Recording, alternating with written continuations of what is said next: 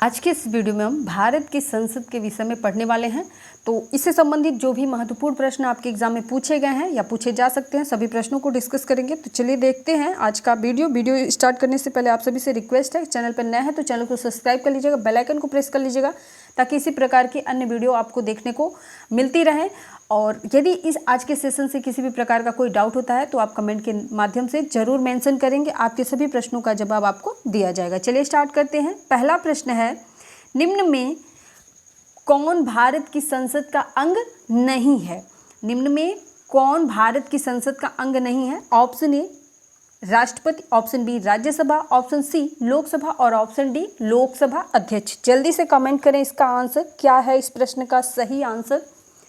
चलिए, जिन लोगों ने इस प्रश्न का सही आंसर ऑप्शन डी लोकसभा अध्यक्ष को दिया है उनका आंसर बिल्कुल सही है।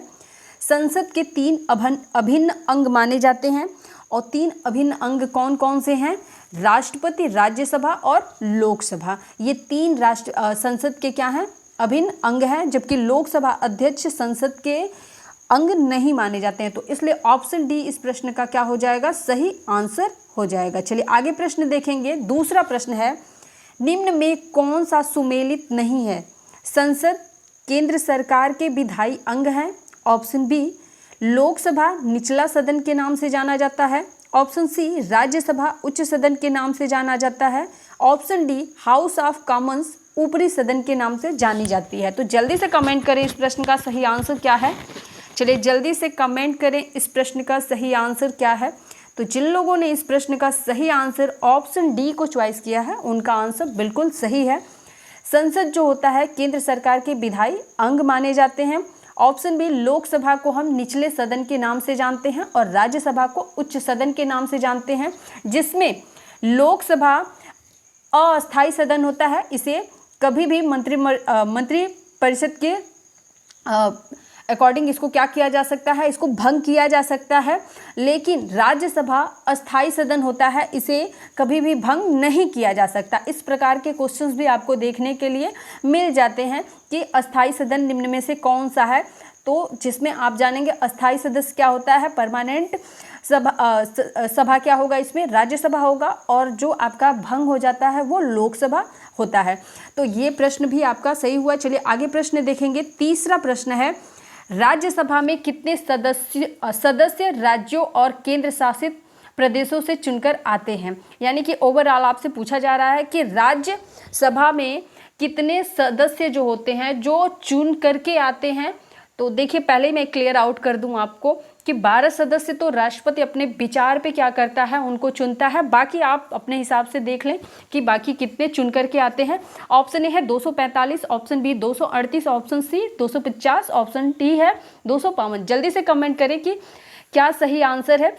तो जल्दी से कमेंट करें भाई, कितनी संख्या है राज्यसभा के सदस्यों की, ये भी कमेंट करेंगे। सभी लोग कमेंट करें कि राज्यसभा के सदस्यों की टोटल संख्या कितनी है और कितने ऐसे सदस्य होते हैं जो राज्य और केंद्र शासित प्रदेशों से चुन करके आते हैं। चलिए, जिन लोगों ने इस प्रश्न का आंसर दिया है ऑप्शन बी यानी 238 को, उनका आंसर बिल्कुल सही है।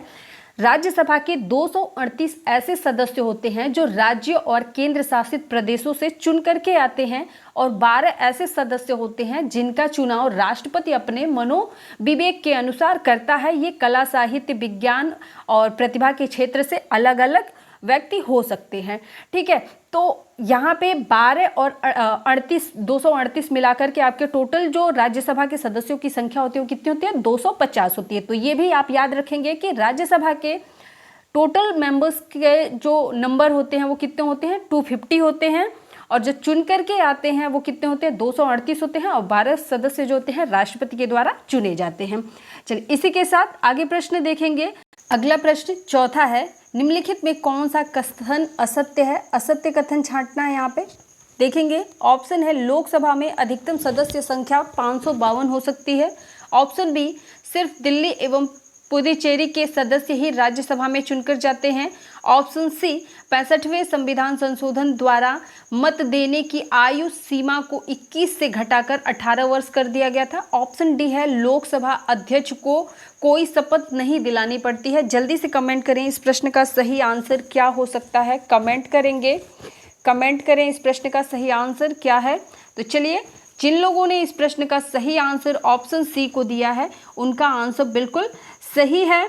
लोकसभा में जो अधिकतम सदस्य संख्या हो सकती है वो कितनी हो सकती है, 552 हो सकती है। और यहाँ पे एक चीज़ आपको नोट कर लेना चाहिए कि 61वें संविधान संशोधन 1998 के द्वारा मत देने के अधिकार यानी कि चुनाव में भाग लेने का या फिर अपना मत प्रस्तुत करने का जो आयु सीमा 21 वर्ष पहले निर्धारित की गई थी, उसे 61वें संविधान संशोधन के द्वारा घटा करके 18 वर्ष कर दिया गया। और ये प्रश्न भी आपका महत्वपूर्ण है कि किस संविधान संशोधन के द्वारा मत देने के अधिकार को 21 वर्ष से घटा करके 18 वर्ष कर दिया गया था। तो इसे भी आप नोट करेंगे। चलिए, आगे प्रश्न है, लोकसभा के चुनाव में किस प्रकार की चुनाव प्रणाली अपनाई जाती है। ऑप्शन ए प्रादेशिक प्रतिनिधित्व प्रणाली, ऑप्शन बी आनुपातिक प्रतिनिधित्व प्रणाली, ऑप्शन सी दोनों और ऑप्शन डी इनमें से कोई नहीं। जल्दी से कमेंट करें इस प्रश्न का सही आंसर क्या आपको पता है।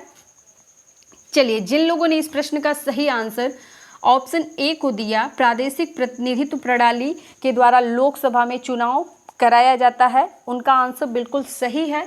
तो चलिए देखते हैं इसी के साथ अगला प्रश्न, निम्न में से किसके चुनाव के लिए एकल हस्तांतरणीय मत व्यवस्था अपनाई जाती है। Option A Rajya Sabha, option B राष्ट्रपति, ऑप्शन सी राज्य विधान परिषद और ऑप्शन डी है सभी के लिए। तो जल्दी से कमेंट करें इसमें क्या सही आंसर होगा। जल्दी से कमेंट करेंगे क्या सही आंसर होगा। तो चलिए, इस प्रश्न का सही आंसर जिन लोगों ने ऑप्शन डी को दिया है उनका आंसर बिल्कुल सही है।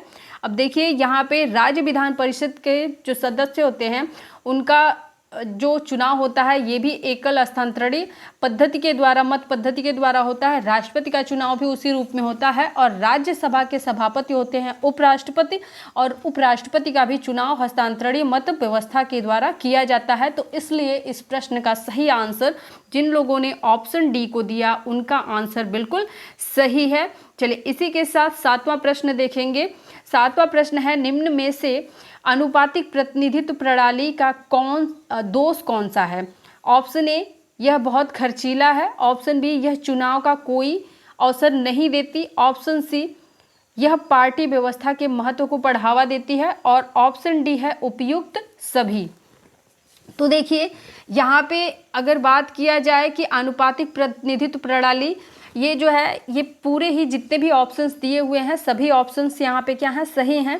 क्योंकि यहाँ पे जो मतलब कि ये जो चुनाव प्रणाली होती है इसमें काफ़ी खर्चे होते हैं और इसमें फिर से कोई दूसरे चुनाव का ऑप्शन नहीं मिलता है। बिकॉज जिसका केंद्र में सत्ता होता है ना, उसी की लगभग एक तरीके से मानी जाए कि उसी की सत्ता बनती है, तो अन्य पार्टियों को इसमें महत्व तो नहीं मिल पाता है। तो कहीं ना कहीं मिला जुला करके इस प्रश्न का सही आंसर क्या होगा, ऑप्शन डी होगा। ठीक है, चलिए आगे प्रश्न देखेंगे। प्रश्न है, लोकसभा के लिए चुने जाने वाले उम्मीदवार को कौन सी शर्त पूरी करना चाहिए। लोकसभा के लिए जो उम्मीदवार चुने जाते हैं उनके लिए कौन सी शर्त पूरी होनी चाहिए। ऑप्शन ए है राज्य एवं संघ राज्य क्षेत्र के उस निर्वाचन क्षेत्र का पंजीकृत मतदाता होना चाहिए जहां से वह चुनाव लड़ रहा है। ऑप्शन बी, उम्मीदवार को अपने निर्वाचन क्षेत्र का पंजीकृत मतदाता होना जरूरी नहीं है। ऑप्शन सी है, उम्मीदवार जिस निर्वाचन क्षेत्र से लड़ रहा है उसका निवासी होना चाहिए। ऑप्शन डी है, निम्न में कोई नहीं। तो जल्दी से इस प्रश्न का सही आंसर कमेंट करें, क्या हो सकता है इस प्रश्न का सही आंसर। चलिए, इस प्रश्न का सही आंसर जिन लोगों ने ऑप्शन ए को चुना है उनका आंसर बिल्कुल सही है। लोकसभा के उम्मीदवार चुने जाने के लिए राज्य एवं संघ राज्य क्षेत्र के उस निर्वाचन क्षेत्र से पंजीकृत मतदाता होना आवश्यक होता है जहां से उसे चुनाव लड़ना होता है।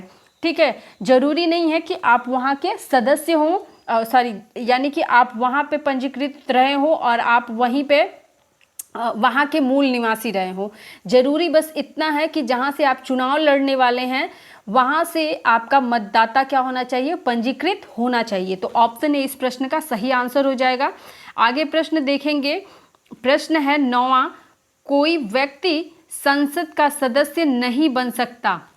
क्या कंडीशन हो सकती है कि कोई व्यक्ति संसद का सदस्य नहीं बनाया जा सकता? ऑप्शन ए, चुनाव में भ्रष्ट आचरण के तहत दोषी करार दिया गया हो तो उसे संसद का सदस्य नहीं बनाया जा सकता।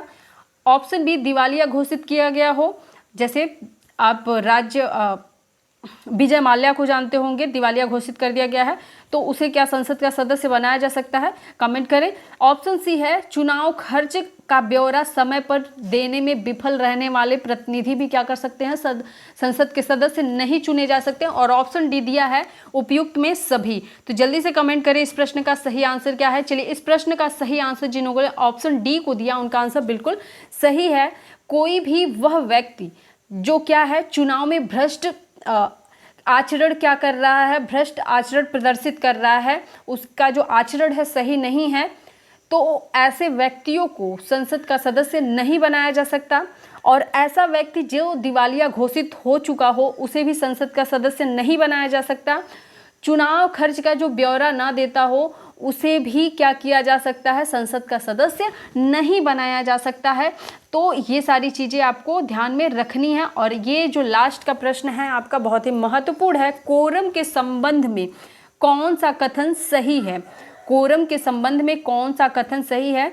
ऑप्शन ए, कोरम प्रत्येक सदन में पीठासीन अधिकारियों को हटाकर कुल सदस्यों का 10वां हिस्सा होता है। ऑप्शन बी, कोरम केवल लोकसभा में ही पूरा किया जाता है। ऑप्शन सी, कोरम पूरा करने के लिए लोकसभा में 55 सदस्य और राज्यसभा में 25 सदस्य होने चाहिए। और ऑप्शन डी है, यदि प्रधानमंत्री चाहे तो सदन का कोरम पूरा न होने पर भी कार्यवाही शुरू की जा सकती है। तो जल्दी से कमेंट करें इस प्रश्न का सही आंसर। काफ़ी महत्वपूर्ण प्रश्न है और यहाँ से एक प्रश्न से कई सारे प्रश्न बन सकते हैं। तो जल्दी से कमेंट करेंगे इस प्रश्न का सही आंसर क्या हो सकता है। चलिए, इस प्रश्न का सही आंसर है ऑप्शन सी। और जिन लोगों ने ऑप्शन सी को आंसर किया उनका आंसर बिल्कुल सही है। अब चलिए, कोरम क्या होता है और क्या चीज़ें हैं। देखिए, कोरम जो होता है, चाहे लोकसभा हुआ या राज्यसभा हुआ, उसमें जो टोटल मेंबर्स होते हैं उसका 10वां भाग होता है। तो देखिए, राज्यसभा में कितने सदस्य होते हैं? 250 होते हैं। अब इसका 10वां भाग अगर हम निकालेंगे तो कितना हो जाएगा? 25 हो जाएगा। तो राज्यसभा में 25 सदस्य बोला है और आपके लोकसभा में 550 सदस्य हैं टोटल, ठीक है। 552 है, ठीक है, वो तो सदस्य संख्या होती है। 50 जो है अभी टोटल आपके सदस्य हैं। तो इसका जब 10वां भाग आप निकालेंगे तो कितना हो जाएगा? 55 सदस्य होगा। तो कोरम पूरा होने के लिए लोकसभा में 55 सदस्य और राज्यसभा में 25 सदस्य होने चाहिए। तो ये स्टेटमेंट जो था, यानी कि ऑप्शन सी जो था, ये बिल्कुल सही था। तो जिन लोगों ने ऑप्शन सी को चॉइस किया उनका आंसर बिल्कुल सही है। तो आशा करती हूँ आज का ये वीडियो आपको पसंद आया होगा। तो यदि आज का ये वीडियो पसंद आया तो वीडियो को लाइक करिएगा, चैनल को सब्सक्राइब करिएगा, वीडियो को शेयर करिएगा, वीडियो छोड़ के मत जाइए। आप लोग के लिए एक इंपॉर्टेंट न्यूज़ है, ठीक है।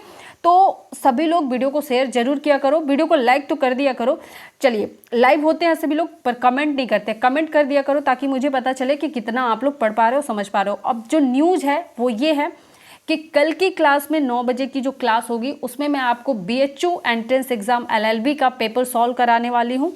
तो सभी लोग कल की क्लास के लिए लाइव जरूर आएंगे 9 बजे। ये आप सभी के लिए मैसेज है कि कल की क्लास में सभी लोग 9 बजे लाइव आएंगे। कल 9 बजे आप लोगों को लाइव क्लासेस दी जाएंगी जिसमें BHU एंट्रेंस एग्ज़ाम के पेपर सॉल्व कराए जाएंगे।